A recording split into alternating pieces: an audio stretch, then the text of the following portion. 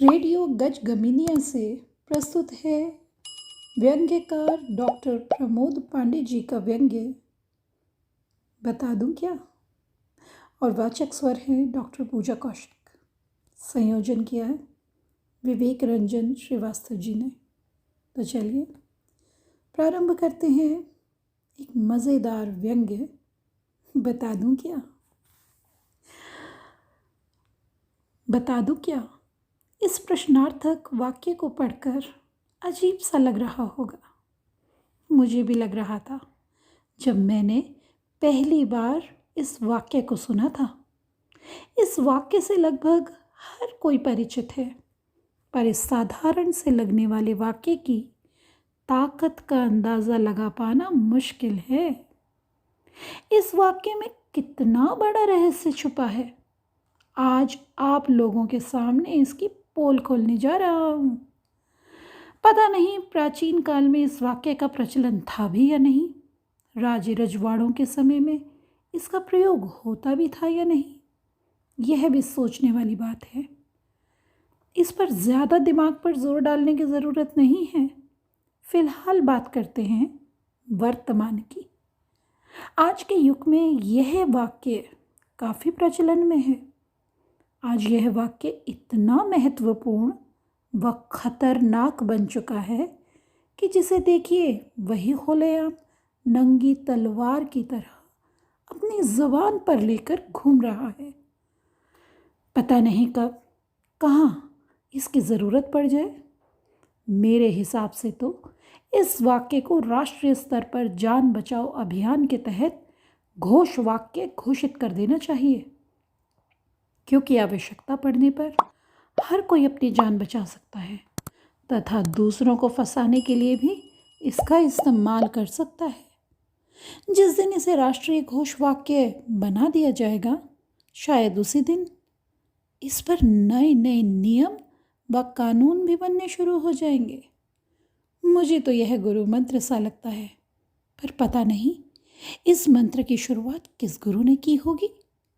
बहुत दिनों की तलाश जारी है। मिलने पर अवश्य उनके चरण स्पर्श करूंगा। 3 शब्दों का यह साधारण सा बौना लगने वाला इकलौता वाक्य त्रैलोक्य तक को हिलाने की ताकत रखता है। इसका आविष्कार करने वाले शोधकर्ता को मेरा कोटि कोटि प्रणाम। किसी को ब्लैकमेल करना भारतीय सभ्यता और संस्कृति के खिलाफ है और कानूनन अपराध भी है। आजकल सज़ा के बारे में कौन सोचता है, बस गुनाह पर गुनाह किए जा रहे हैं। यही नहीं, यदि अचानक बिन बुलाए मेहमान आपके घर आकर मुफ्त में भोजन करके चले जाएं, तो क्या यह सभ्यता और संस्कृति के खिलाफ नहीं? सभ्यता और संस्कृति तो दूर की बात, कुछ लोग इसे आस्था से जोड़कर न देखने लगे, वरना आस्था के नाम पर धार्मिक आस्था जन्म ले लेगी, जिसकी शुरुआत राम मंदिर के निर्माण से होकर समाप्ति 3 तलाक पर जाकर होगी। यह सब धर्म और राजनीति का चक्कर है। क्या करोगे भाई, धर्म में राजनीति जाकर घुस गई है। राजनीति तो धर्म की आधारशिला है, फिर राजनीति और धर्म को अलग अलग नज़रिए से कैसे देख सकते हैं। खैर छोड़िए, धर्म संस्कृति और सभ्यता की बातों में कहाँ आकर उलझ गया। सीधा मुद्दे की बात पर आता हूँ और आपसे एक प्रश्न पूछता हूँ कि अचानक कोई मित्र यदि आपके घर आकर कहने लगे, बता दूँ क्या, सोचिए मन में कितनी सारी बीती हुई घटनाएं लहरों की तरह उठने गिरने लगेंगी। आसमान टूट पड़ेगा, पैरों तले ज़मीन खिसकने लगेगी। ऐसा लगेगा जैसे सांप सूंघ गया हो, हाथ पैर ठंडे पड़ जाएंगे। मेरे साथ भी कुछ ऐसा ही हुआ। एक दिन अचानक मेरा पुराना मित्र शांतिलाल मेरे घर पर बिना बताए आ धमका। मैं उसके अचानक से आने के कारण पूछता, उससे पहले ही उसने अपना बदबूदार मुंह मेरी धर्म पत्नी के सामने खोल दिया। बता दूं क्या? बोलो, बता दूं क्या? हो गया सत्यानाश। जिसका मुझे डर था वही हुआ। उसके बदबूदार मुंह से निकले हुए इस वाक्य ने पूरे घर का माहौल बदल दिया। पास में ही मेरी धर्मपत्नी खड़ी थी। मैं अवाक होकर कभी अपने आग लगाऊ दोस्त को तो कभी अपनी पत्नी का मुंह टुकुर टुकुर ताकने लगा। मन ही मन सोचने लगा, आखिर कौन सी बात है जिसे बताने की बात कर रहा है? क्या पति पत्नी में झगड़ा लगाना चाहता है? क्या हमारी खुशहाल जिंदगी में भूचाल लाना चाहता है? खुद तो शादीशुदा नहीं है। शायद इसीलिए शादीशुदा लोगों का घर बर्बाद करना चाहता है, या फिर अपनी कोई पुरानी तरकीब लगा रहा है। मैं कुछ समझ पाता। इतने में वह मुफ्त में खा पीकर मेरे घर में युद्ध का एक नया मुद्दा छोड़कर चलता बना। अब क्या था? इतनी बहस तो संसद में सांसदों के बीच में नहीं होती जितनी बहस मेरे घर में शुरू हो गई। संसद सत्र घर में एक बार शुरू हुआ तो समाप्त होने का नाम ही नहीं लिया।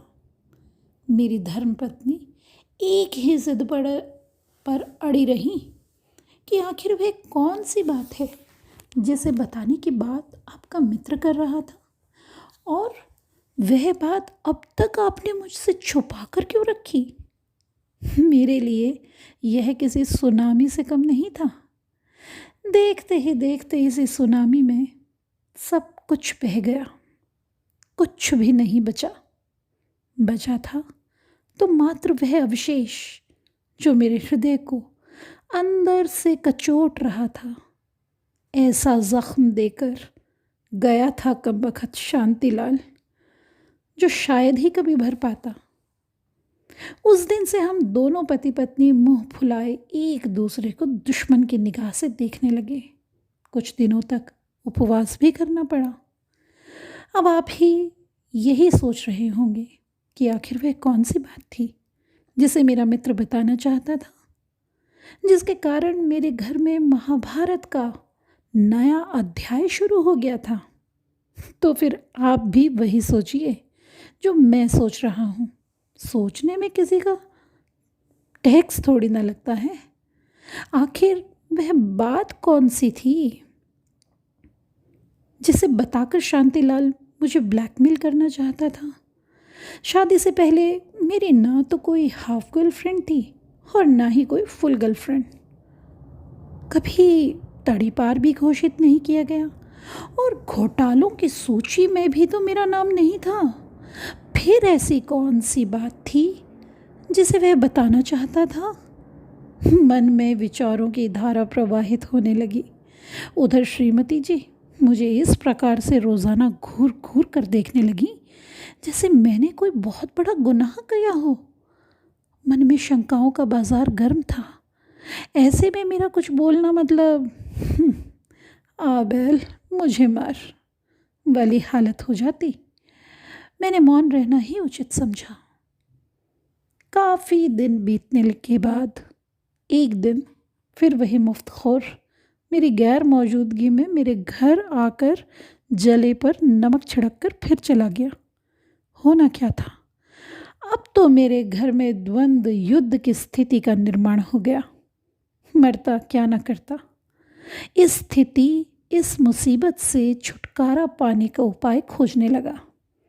आज तक पता नहीं कर पाया कि आखिर वह कौन सी बात थी जिसे वह बताना चाहता था। लाख कोशिश करने पर भी उस बात का पता नहीं चल पाया। जानना चाहते हो कि अब तक उस बात के बारे में जान क्यों नहीं पाया? खैर छोड़िए, आप जानकर कर भी क्या सकते हैं। जानकर और चाहकर भी मेरी मदद नहीं कर सकते। बिना बताए भी तो मुझसे रहा नहीं जाएगा, वरना आप मुझे ही गुनाहगार समझेंगे। क्या बताऊं दोस्तों, एक नई मुसीबत आ खड़ी हुई। दरअसल मेरा मित्र अब इस दुनिया में नहीं रहा और वह राज भी उसी के साथ चला गया। छोड़ गया तो बस हम दोनों पति पत्नी के मन में शंकाओं की गर्म हवा, जिसके सहारे आज भी हम दोनों एक ही छत के नीचे शंकाओं की गर्म हवाओं के बीच जीवन गुजार रहे हैं। परंतु एक दूसरे को आज तक पता नहीं चल पाया कि आखिर वह बात कौन सी थी जिसे मेरा मित्र बताना चाहता था। अनुमान तो बहुत लगाया, प्रयोगशाला में प्रयोग भी बहुत किया, परंतु निष्कर्ष अभी तक नहीं निकल पाया। मैं तो अब बस यही अनुमान लगा पाया हूँ कि शायद वह मुफ्तखोर था और लोगों के घरों में जाकर, बता दूँ क्या, इस वाक्य को अपना तकिया कलाम बना लिया था। इसी तकिया कलाम के सहारे मुफ्त में अपना पेट भरता था। मैं भी आपके बारे में बस यही सोच रहा हूँ, बता दूँ क्या।